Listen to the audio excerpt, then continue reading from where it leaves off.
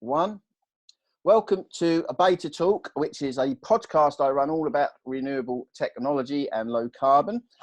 Today, we're going to talk about batteries. And, I'm just going to switch my gallery view. How do I get it? There we go.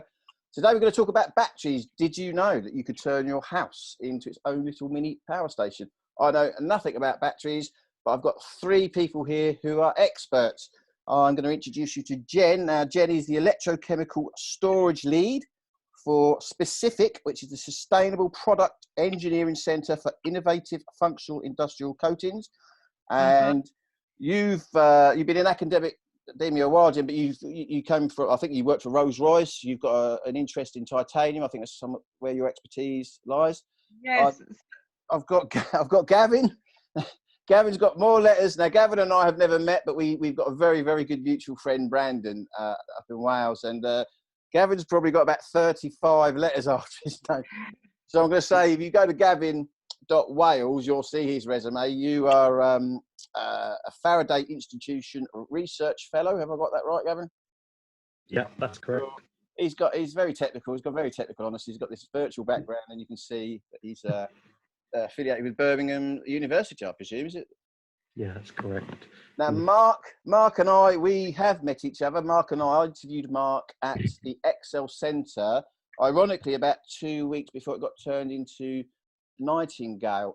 Because Mark's company, you're the founder and MD, manufacture a lot of the batteries for the medical equipment. But if some of this medical equipment goes down, you've also been very active in producing PPE for COVID, and I think your university, Jen, has been very active. That you sort of swapped from solar, and they've been producing hand sanitizer. Have I got that right? Yeah, we've set up to produce hand sanitizer and also 3D printed face shields and masks. So yeah, there's a lot of people sort of suddenly changing what they're doing, and we've got sort of large pilot line facility, which was actually quite suitable for that, in collaboration with some companies that we work with as well. So. Brilliant, yeah, brilliant. Well, I've just been sitting at home, just make sure I don't go out. So I want to talk about first. So we're talking about batteries today and battery storage. Now, I think one of the things listeners will want to know is, are batteries, and I want to bring you on this, Jen, are batteries sustainable? I mean, do we exploit resources anywhere in the world? Do we exploit people? Is it a sustainable technology? Yeah, and that's a very big question. And I think the key is everything exploits resources, and everything that you do and any time you use energy will exploit people and resources. The key point is that we make sure that we're exploiting those people in a fair way, and that they're getting paid fairly for their work and in healthy environments that they're working in, and that the materials that we're using in a way that we're not wasting them. And so batteries can be made sustainable, and the sort of batteries that we are talking about here are what we call secondary batteries, I think mainly, which is batteries that can be recharged. And so that already is more sustainable than batteries that we first used, which was batteries that single use and then they get thrown away. So we're talking about lithium ion batteries, lead acid batteries, also a good example of being recharged. And these batteries, the new technology batteries, so particularly lithium ion, they are getting more sustainable. So we're still learning, there's still new technologies, and we're learning to exploit the materials in a more sustainable way and use less energy in making them. And that's often a big criticism that people have. Oh, it uses so much energy to make the battery that you might as well have burnt petrol. Now, that really isn't true, but we might want to expand on that further as we talk. So, Gavin, coming to you now, you've authored quite a few books. You speak around the world. You've been on news shows around the world. Now, your expertise is this sustainability as well. Am I right in thinking about that? Yeah, in broad terms, yeah. And have we sussed that? Have we got that right? I mean, our batteries, if the world starts to use loads more batteries, have we got problems with sustainability? So one of the things that we've been focusing on in our ReLib project funded by the Faraday Institution is the reuse and recycling of lithium-ion batteries. And so we anticipate this big shift to electromobility. More and more electric vehicles on the road will be a good thing. It will reduce carbon emissions, it will reduce local air pollution as well. But we've got a challenge when those vehicles reach the end of their life. And we think there's a great opportunity. In the first instance, we need to know about how to remanufacture electric vehicle batteries. So if there's a small problem, we can tweak them, make them good and put them back on the road. But then at the sort of end of the vehicle's life, when that battery's reached a point at which its capacity is decreased to the point where it's no longer useful in an electric vehicle, we might want to look at second life applications for that battery. So we might want to take that battery out of a car and put it into a battery energy storage system, because you know, for a car with a relatively low range, if that range decreases, it has a really big impact on how the user perceives the sort of performance and the usability of that vehicle. But if the battery is sat in a shed outside a building as a battery energy storage system, its total capacity isn't really such an issue in the same way. But then, of course, once the battery's enjoyed that second life, at some point at the end of the road, we're going to need to recycle lithium-ion batteries. So we've been looking at the right process for doing that, because batteries use strategic elements and critical materials in their manufacture that are in short supply. And we really need to think carefully about how to recover those materials and use them to manufacture new batteries. I'm going to bring Mark in a bit, but one thing I forgot to tell you all prior to this, if you've got earphones that you can grab and near to you, because I think when I record these, it stops echo. But I know I've got some on. I don't know if anyone else has got them on. Only if you've got them near to you, because you probably have to run away and grab them. Mark, we've chatted earlier about how homes can become their own little sort of kind of power stations.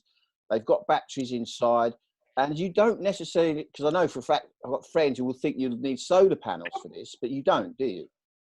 No, I mean, if you think of batteries that we all use, you know, cordless drills, cordless appliances that are around the home, you just put it in the charger to charge it up.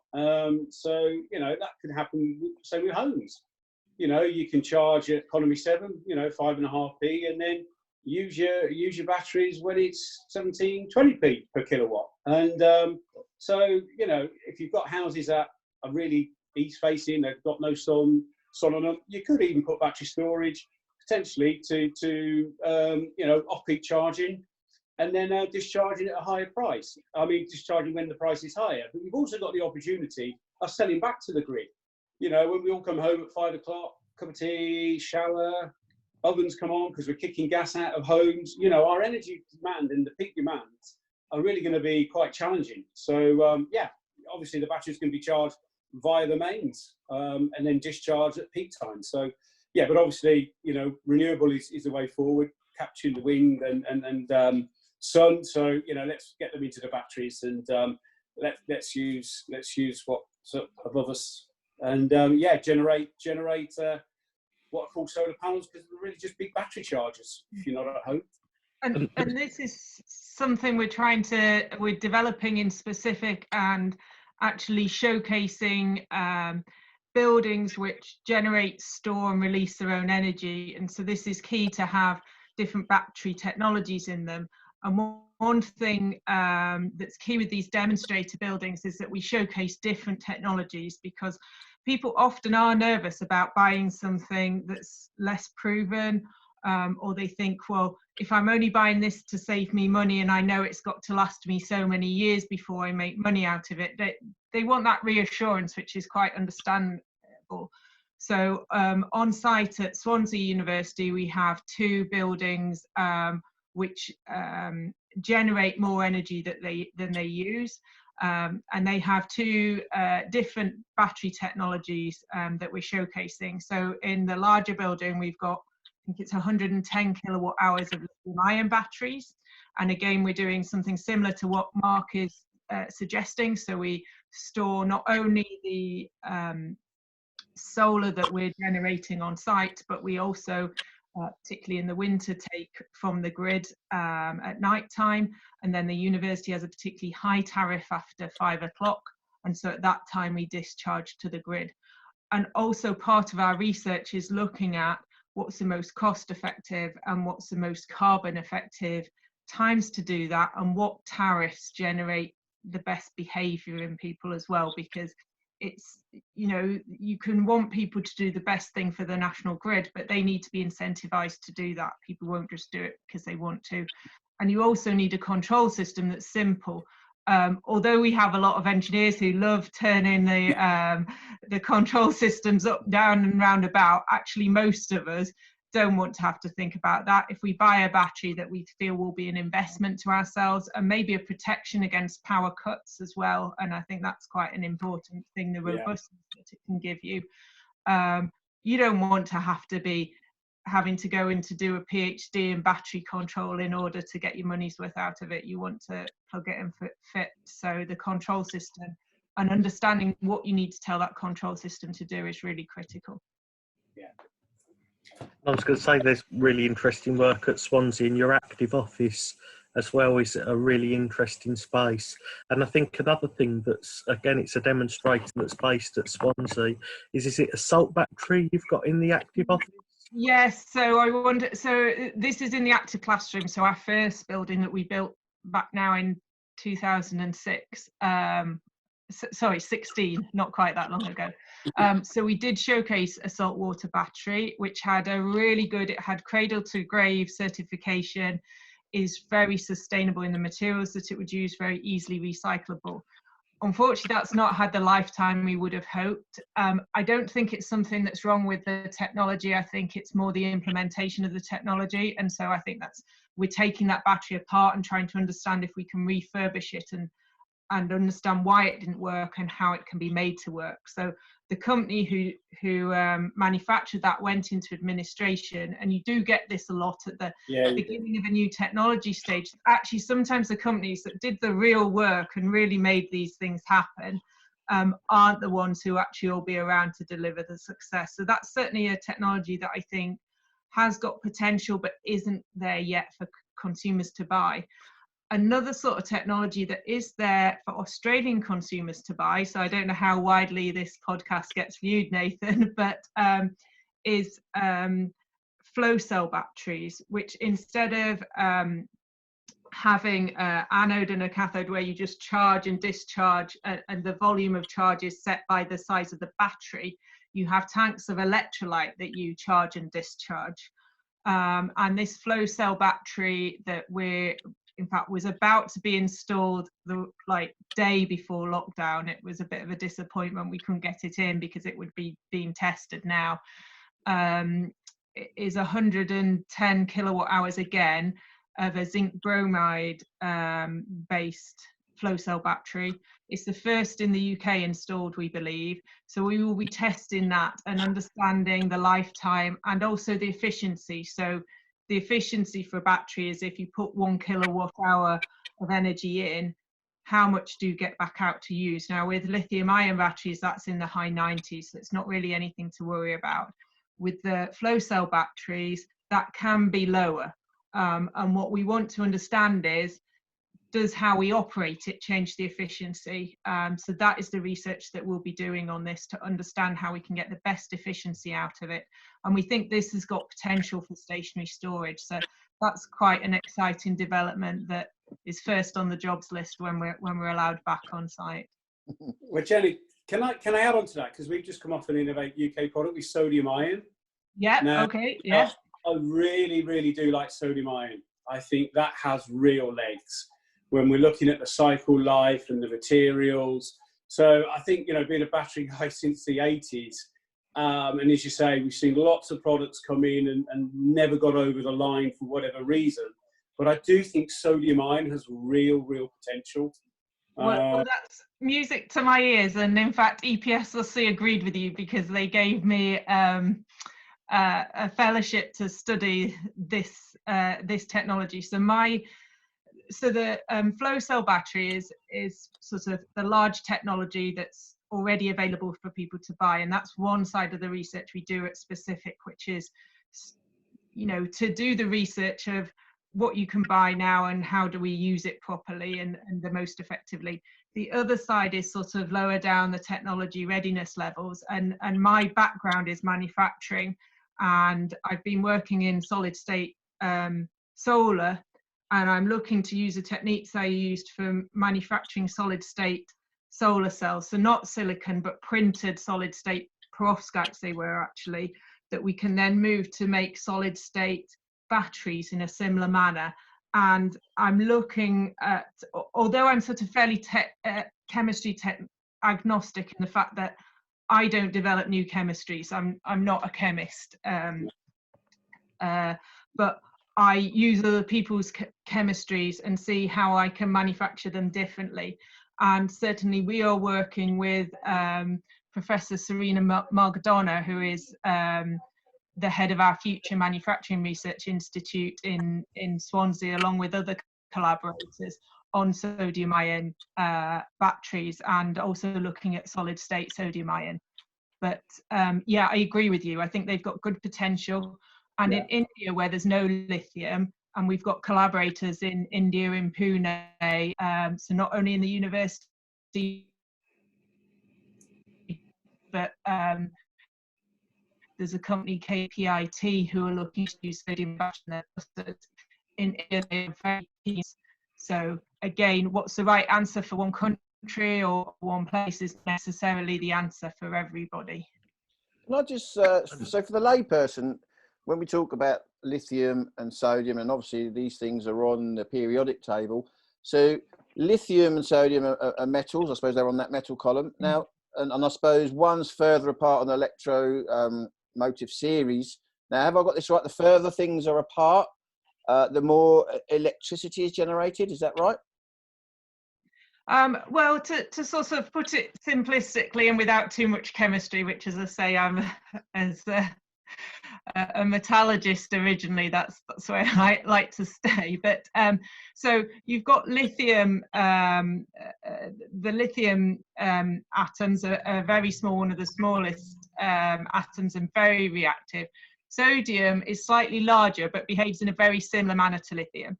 And so in terms of the chemistries, broadly for a layperson, the chemistries are very similar. We're substituting sodium for the lithium. And that's why they're called sodium ion, even though there may be loads of other things in there as well. The same as with the lithium, where you might have cobalt or manganese. So they're different sodium types of cathode.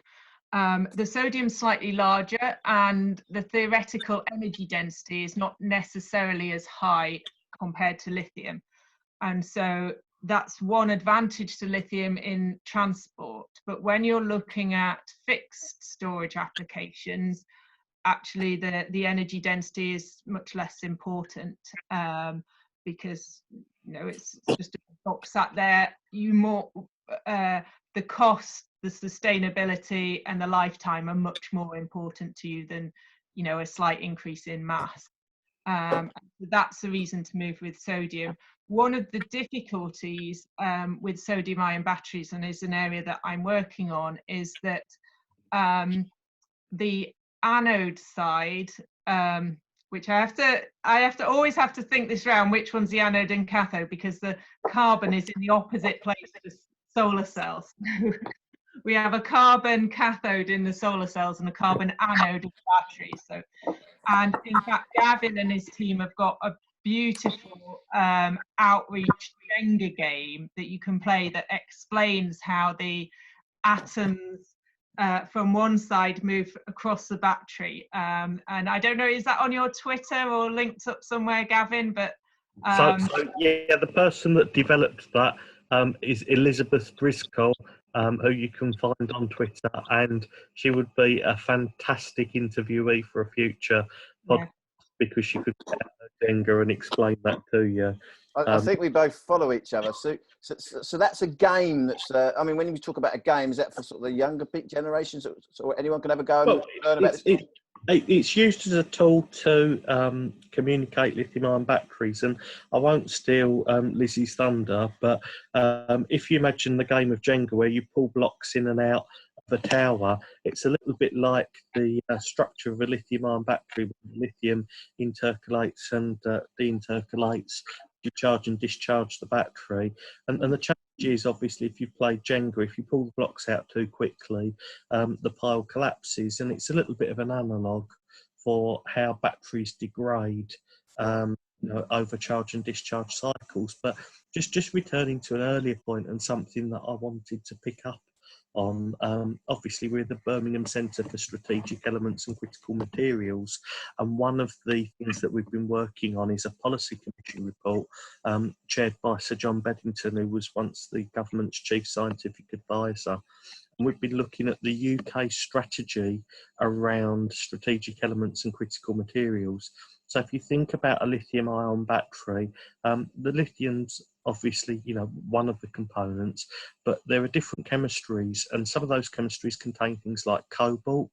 Now, cobalt is really problematic because at the moment, most cobalt in the world comes from the Democratic Republic of Congo. Conditions it's sourced in aren't maybe, what we'd like to see. And also you see things like artisanal mining, and in some cases you've got sort of children involved in the supply chain, which obviously isn't acceptable. So we're concerned about the sort of resources that we're using, and obviously if we can transition to less critical materials where there is a broader base in terms of that supply chain, then we'd be able to make the UK much more resilient as an economy. And obviously with sodium-ion batteries, potentially different chemistries use different materials that are less critical, more abundant. And that's obviously a good thing for our industry if we can make those things work. Mark, I want to bring you in. Are homes and building developers thinking about battery storage yet? Because obviously you would know that. Yeah, I mean, that's one of my frustrations, is really to sit down with a house developer and start, putting where the inverter and the battery are going to be together, and put, the access into the home where it's not miles away and cabling lose efficiency. So it's one of my ambitions is to sit with some of these builders and just start to design the home because it's going to come, and design it for where the battery's going to sit and where the inverter's going to sit next to the fuse board. So it really is one of my ambitions, as I say, to get somebody who actually draws the plans up to build homes to actually start thinking about EV charging points at the front of the home, and obviously battery storage, and where the inverter's going to sit. It's not rocket science, but with a bit of a tweak in the home, we put them under stairs. We've got double case batteries.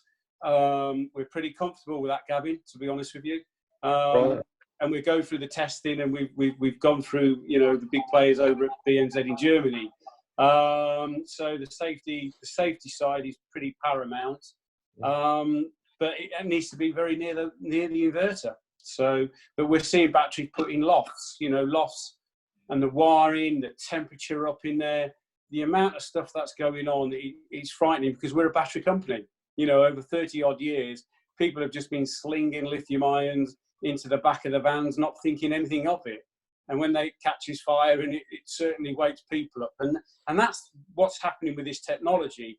It's now coming to the consumer a little bit more on, I'll stick the batteries here, I'll put it in the kitchen, I'll put it upstairs in the loft, and how can you maintain it? How can you look after it? So all these things need to be thought of, when developing homes and making it, utility rooms possibly. I just want to where to store it.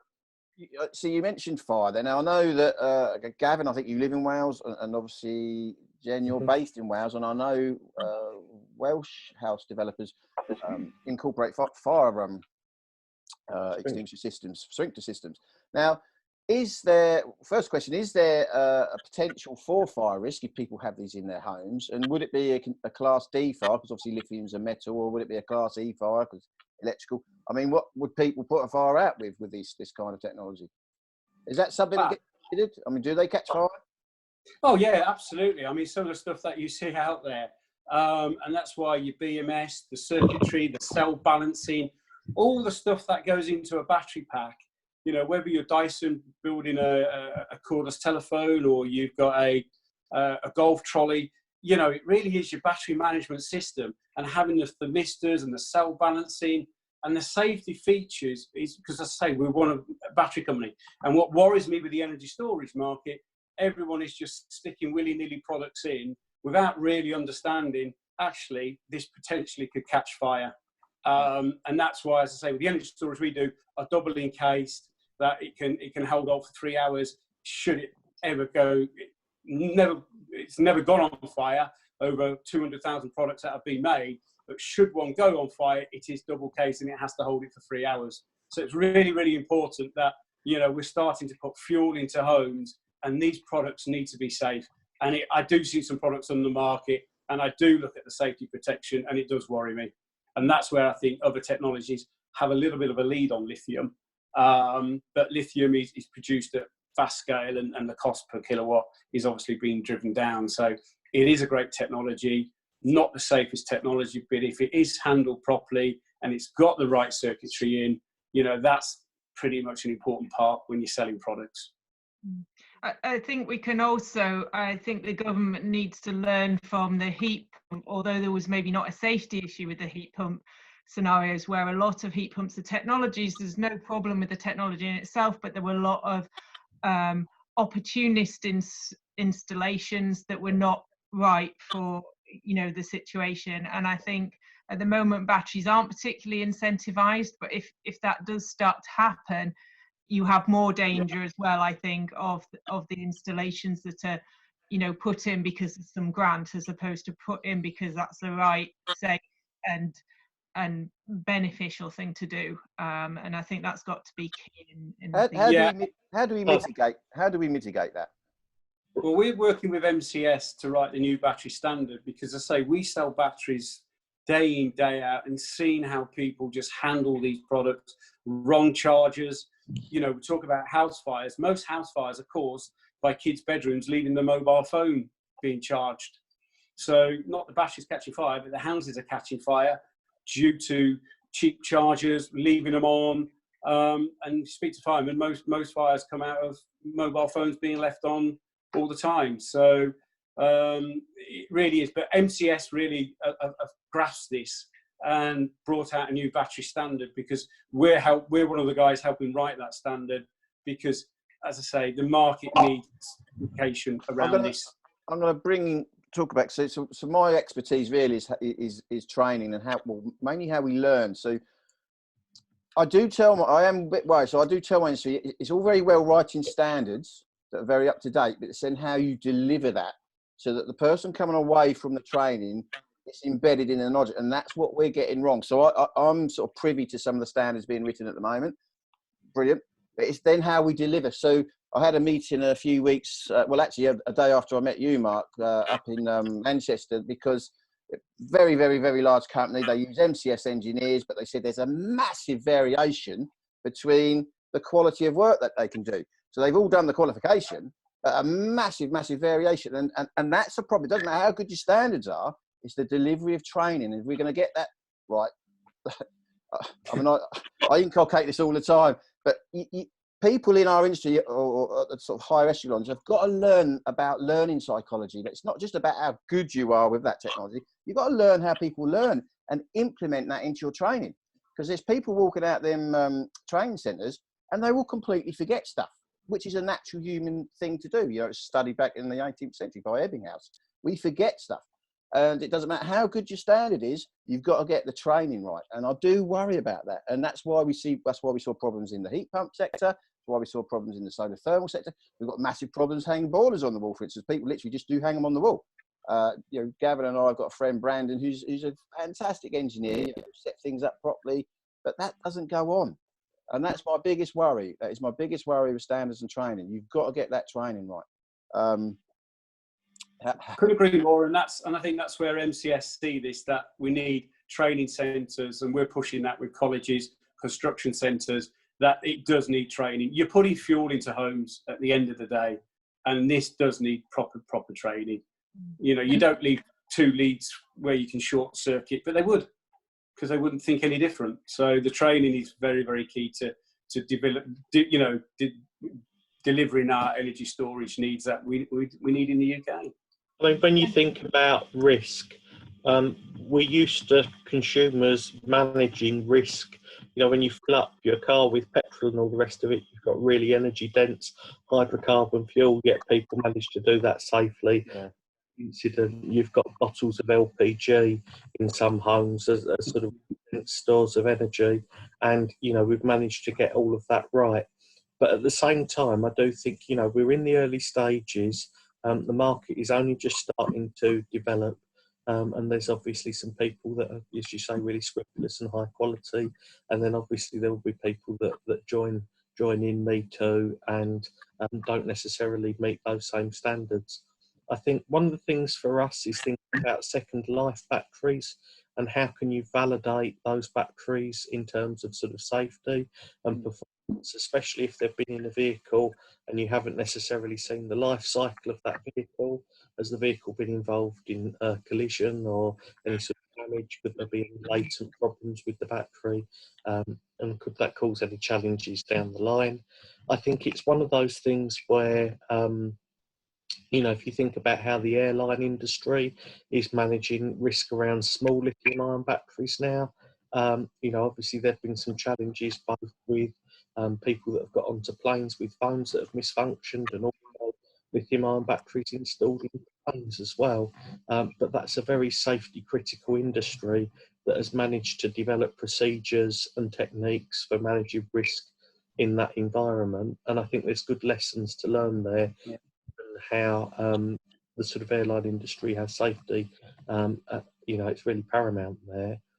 I think also in terms of the sort of risk to consumers, it's about awareness, and people won't necessarily focus on the instances where it's gone wrong. You know, with a new technology, we don't look at, for example, you know, vehicles that have crashed, internal combustion engine vehicles that have malfunctioned, you know, because we just accept things that happen as part of everyday life. There will necessarily be a focus on electric vehicles, things that have gone wrong, battery fires and all the rest of it, and people exceptions rather than the rule.